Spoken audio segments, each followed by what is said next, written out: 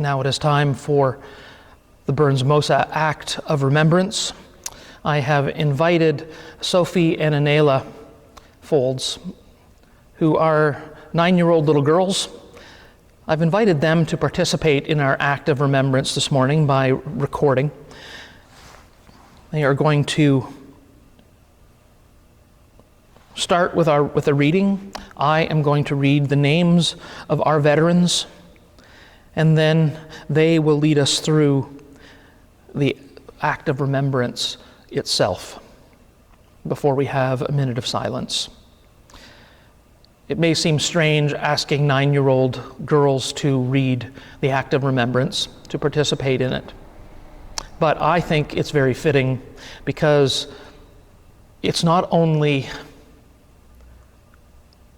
an example of who people gave their lives, their service to protect, to maintain their freedom, but there is something in the voice of a younger child,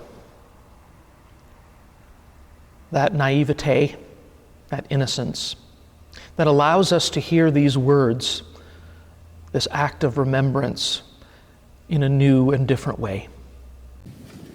We remember God's grace and care in times of need and crisis. Remember the courage and sacrifice of women and men and families of the armed forces. Remember those whose bodies, minds, and souls were scarred in battle, and those lives will forever bear in wounds of war. Remember refugees of children, the poor, and those who are caught in struggles of power. We remember the pride and folly that often leads to war. We remember those who make and keep peace. We remember those who have fell in war and those who we have known and loved and who now dwell in the eternal peace of your presence. Our World War I veterans: Archie Campbell, Duncan Campbell, Percy Edwards, William Hopkins, Stephen Johnson, Wesley Leach, Neil McCollum, Earl McCollum, Joseph McIntyre, Duncan C. McKellar, Duncan McKellar, James McConnell, William Payne, Royden Quick, George Secord, Thomas Thorne, and Russell Willick.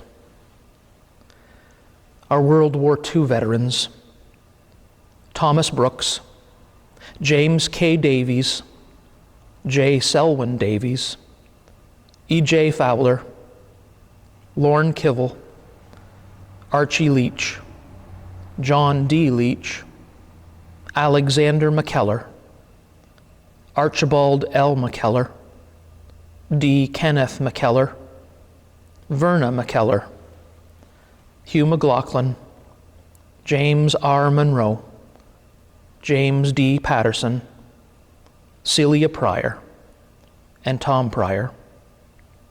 And those who have served since World War II: Lynn Walker Bennett. We also remember family and friends whom we have not named, who have served and defended their country.